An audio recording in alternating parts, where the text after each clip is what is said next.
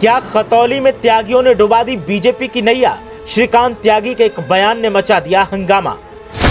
RLD को मिला जाट और गुर्जरों का वोट, लेकिन क्या त्यागियों के वोट ने लगा दिया जीत का तड़का? देखिए क्या है पूरी हकीकत।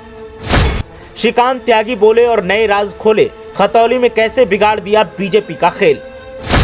देखिए क्या कहता है मत प्रतिशत और क्या है त्यागियों की ताकत। अंक गणित समझेंगे तो चौंक जाएंगे आप। खतौली में बीजेपी का खेल ऐसा खराब हुआ कि अब बीजेपी वाले हार के कारण तलाश रहे हैं। जिन्हें जीत मिली है वो जश्न मना रहे हैं, लेकिन इसी बीच श्रीकांत त्यागी की एंट्री ने सियासी घमासान और तेज कर दिया है। त्यागियों के वोट बैंक को किंग मेकर बताते हुए श्रीकांत त्यागी ने खतौली में बीजेपी का खेल खराब करने का दावा किया और कुछ ऐसा अंकगणित पेश किया है कि बीजेपी का माथा चकरा रहा है। दरअसल श्रीकांत त्यागी ने जो दावा किया है उससे सियासत की गलियों में गर्मी का एहसास होने लगा है। बताएंगे कि श्रीकांत त्यागी ने क्या अंकगणित पेश किया है और कैसे बीजेपी का खेल खराब हुआ है। लेकिन पहले आप बताएं कि क्या खतौली का खेल वाकई त्यागियों ने खराब किया है या फिर खेल कुछ और है। आपकी राय क्या है, हमें कमेंट करके जरूर बताएं। दरअसल श्रीकांत त्यागी की माने तो खतौली सीट पर त्यागी समाज अपना अहम किरदार निभाता है। त्यागी समाज परंपरागत तौर से बीजेपी का वोटर रहा है, लेकिन जिस तरह से त्यागियों के साथ बीजेपी ने जो सलीका अपनाया उससे अब त्यागी समाज का बीजेपी से मोह भंग हो गया है। श्रीकांत त्यागी ने कहा कि जिस त्यागी समाज को बीजेपी अपना परंपरागत वोटर मानती थी, उस त्यागी समाज ने आज खतौली उपचुनाव में बीजेपी को हरवा दिया। श्रीकांत त्यागी ने आगे कहा कि बड़ी संख्या में त्यागी समाज के नेताओं ने बीजेपी को मेरे सम्मान की खातिर छोड़ दिया और खेला भी कर दिया।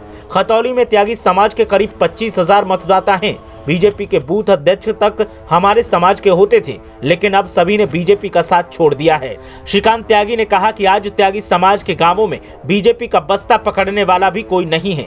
यही वजह है कि बीजेपी खतौली में जद्दोजहद करती दिखी। बीजेपी चुनाव में उतरने से पहले ही हार चुकी थी, लेकिन चुनाव लड़कर बीजेपी ने अपनी फजीहत करवा ली और इसमें पश्चिमी यूपी के बीजेपी नेता सबसे ज्यादा जिम्मेदार हैं। मेरे साथ जो हुआ उसके बाद त्यागियों ने अल्टीमेटम दे दिया था कि अब बीजेपी के साथ हम नहीं रहेंगे। श्रीकांत त्यागी ने दावा किया और कहा कि त्यागी समाज बाहुल्य नावला गांव में 4,113 वोट पड़े, जिसमें से लोकदल को 3,736 वोट मिले। अकेले नावला गांव में इतनी बड़ी बढ़त लोकदल को मिली है। उन्होंने आगे बताया कि अगर प्रशासन की तानाशाही की वजह से वोट परसेंटेज कम नहीं होती तो बीजेपी 50,000 वोट से हारती। बीजेपी के बुलावे पर श्रीकांत त्यागी का बीजेपी में वापस जाएंगे। इस सवाल पर श्रीकांत त्यागी ने कहा कि पश्चिमी यूपी में त्यागी समाज की जनसंख्या करीब 90 लाख है। इसके साथ ही पूर्वांचल में भी त्यागी समाज अच्छी संख्या में है।